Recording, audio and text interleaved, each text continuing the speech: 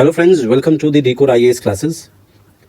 In the last class we have started off with the preamble और वो उसका पहला पार्ट था, ये दूसरा पार्ट है और होपफुली हम लोग इसी क्लास में preamble को खत्म कर देंगे। preamble में कुछ इंपॉर्टेंट 2-3 एरियाज बचे हुए हैं। सबसे पहला चीज ये है कि preamble का सिग्निफिकेंस, preamble का सिग्निफिकेंस।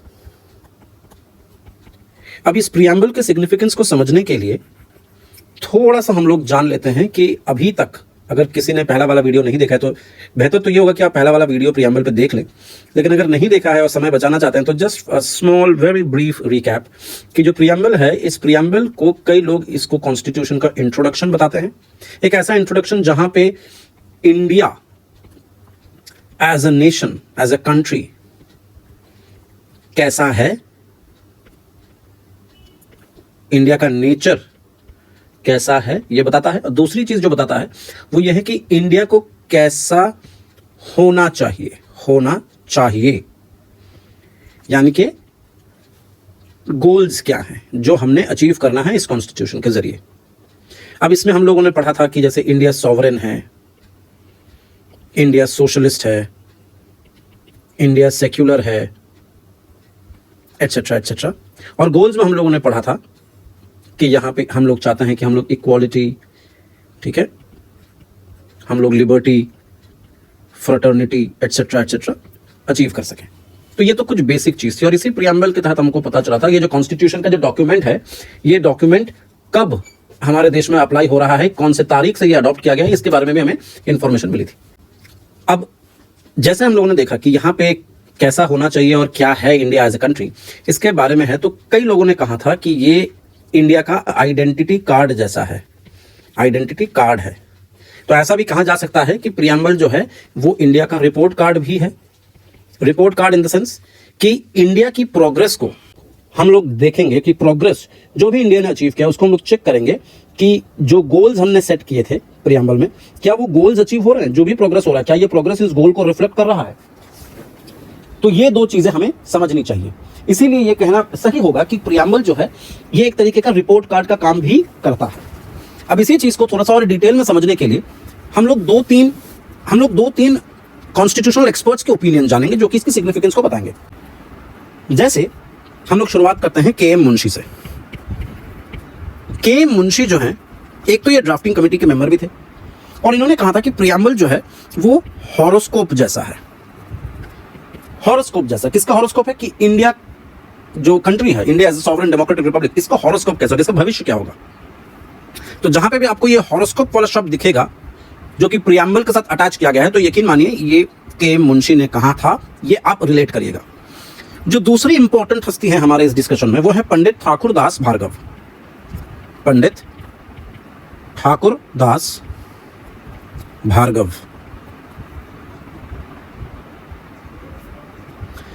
और पंडित ठाकुर दास भार्गव जो हैं ये भी एक कॉन्स्टिट्यूएंट असेंबली के मेंबर थे। इन्होंने कहा था कि preamble is the most precious part of the constitution, यानी कि इन्होंने ये कहा है कि प्रीएम्बल जो है ये मोस्ट प्रीशियस पार्ट है कॉन्स्टिट्यूशन का, व्हिच इज वेरी ट्रू। इसके अलावा उन्होंने कहा है कि ये सोल ऑफ द कॉन्स्टिट्यूशन है, सोल ऑफ द कॉन्स्टिट्यूशन है, ये भी एक इंपॉर्टेंट बात है। और सबसे इंपॉर्टेंट बात उन्होंने कहा है कि प्रीएम्बल जो है ये एक यार्डस्टिक है, एक बेंचमार्क जैसा है, जिसको देखा जाएगा बारी बारी से एज अ रिपोर्ट कार्ड कि कितना हम अचीव कर पाए हैं through this constitution. So it's a yardstick with which we can measure, क्या मेजर करेंगे, as to the worth of the constitution, as to the worth of the constitution. इस constitution के जरिए जो भी हम अचीव करना चाहते थे क्या वास्तव में हम लोग कर पाए हैं, ये देखने के लिए प्रीएम्बल एक यार्डस्टिक जैसा है। तो देखिए छोटा छोटा पॉइंट्स है, छोटे छोटे चीजें आपको याद रखनी है, लेकिन अगर आपने इनका जिक्र किया अपने मेंस के आंसर में या इनका जिक्र किया मेंस के आंसर में while writing the other parts of your answer, तो आपके आंसर में बहुत ज्यादा वजन आएगा। इस चीज को समझे आप। अब रही बात कॉन्ट्रोवर्सीज की, तो इसको रेड से कर देते हैं। जो कॉन्ट्रोवर्सीज है दोस्तों, controversy with respect to preamble, जो मेन कंट्रोवर्सी उसी के बारे में बात करता है, वैसे तो 2-3 और हैं। जो मेन कंट्रोवर्सी वो ये है कि एक सवाल उठाया गया था 1960 में, 1960 में, in reference to Berubari case, Berubari union case. ये केस में ये कहा गया था, क्वेश्चन ये उठा था कि weather preamble is a part of the constitution or not? ये एक सवाल है। इस सवाल का जवाब सुप्रीम कोर्ट ने नकारात्मक वे में दिया था, यानी कि सुप्रीम कोर्ट ने कहा था कि प्रियम्बल जो है ये कॉन्स्टिट्यूशन का पार्ट नहीं है, ऐसा सुप्रीम कोर्ट ने कहा है स्पेसिफिकली। हालांकि जैसे ये जजमेंट आया उसके बाद एक और जजमेंट आया 1973 में, हम सबको पता है, बहुत ही फेमस जजमेंट है, केशव नंदा भारती। और इस केशव नंदा भारती केस में सुप्रीम कोर्ट ने एकदम ही अपना जो स्टैंड है वो बदल दिया। उन्होंने कहा, सुप्रीम कोर्ट ने, क्वेश्चन यही था, उन्होंने सुप्रीम कोर्ट ने कहा कि preamble is a very important part of the constitution. It's a very important part of the constitution. It's in fact extremely important. This is the word, extreme importance carry करता है preamble हमारे constitution में। This is the exact word जो supreme court ने केशव नंदा भारती में कहा।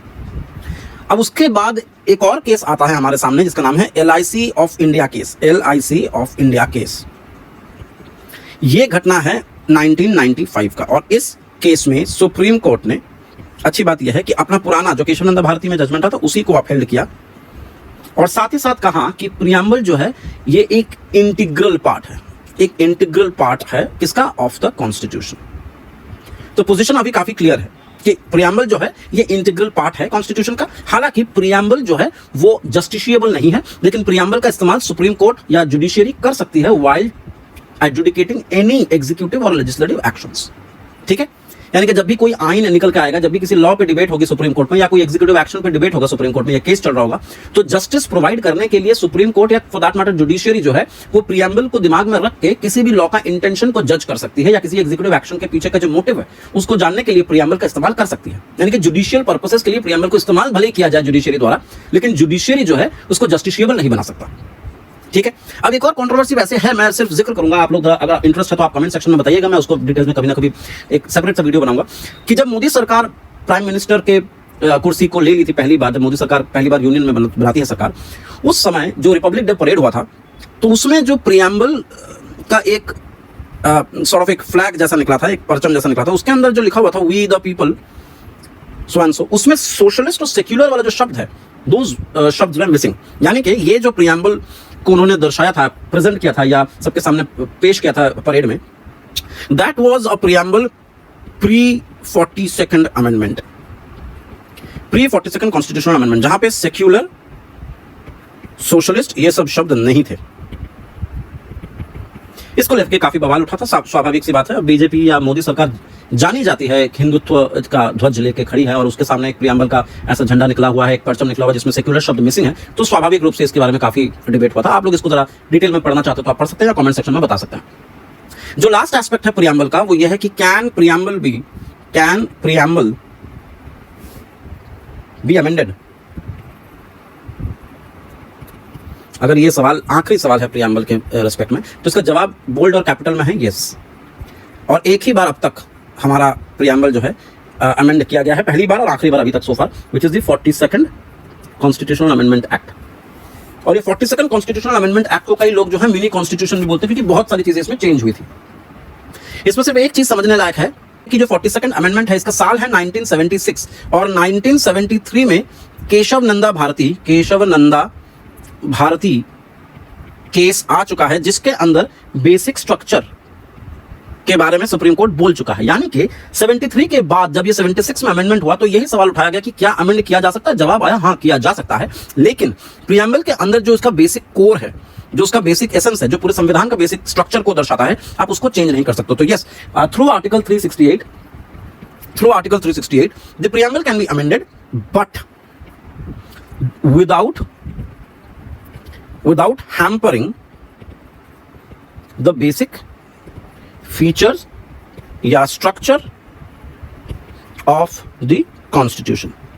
और ये इसीलिए कहा गया था क्योंकि उससे पहले ही 73 में ही जजमेंट आ चुका था, और 76 में अगर अमेंडमेंट होता तो स्वाभाविक रूप से ये जजमेंट को ही केटर करके ही जवाब उसका अमेंडमेंट करेगा। अदरवाइज अमेंडमेंट जो कि एक पॉलिटिकल या एग्जीक्यूटिव या लेजिस्लेटिव एक्शन है, that will be against the judicial. तो ऐसा स्वाभाविक तौर पे नहीं होता। तो इसीलिए 73 के जजमेंट को ऑनर देते हुए 76 में जब अमेंडमेंट किया गया तो इस बेसिक स्ट्रक्चर का खास ध्यान रखा गया।